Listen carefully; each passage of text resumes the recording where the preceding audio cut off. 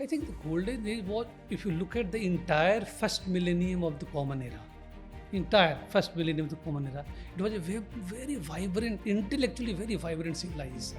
Not merely intellectually, but also materially a very vibrant civilization. And what made it so vibrant was open exchange of ideas, spirit of inquiry was very important. We have a very important tradition of Vad, you must be knowing.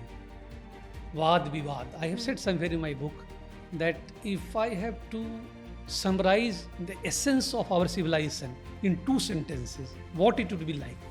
The first sentence would be Ekam Sat Vipra Bahudha Vadanti. The truth is one, but wise people say it differently.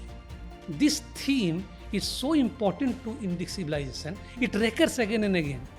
The story of an elephant and 5 blind men is found in Jaina's text, in Buddhist text, in Hindu text. So here, truth has never been one, this is the truth and rest other is falsehood.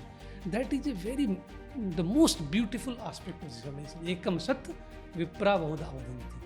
The second most important essence of our civilization has been Vade Vade Jayate Tattvabodh. How do you know the truth? Only through argument and counter-argument. Vade Vade Jayate Tattvabodh. Tattva is Sat. Bodh is how do you perceive that Tattva.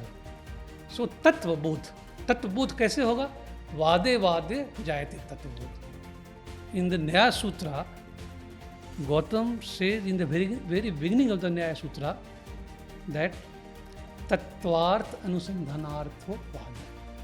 Vad is not the debate that we are having these days on television, just for scoring points.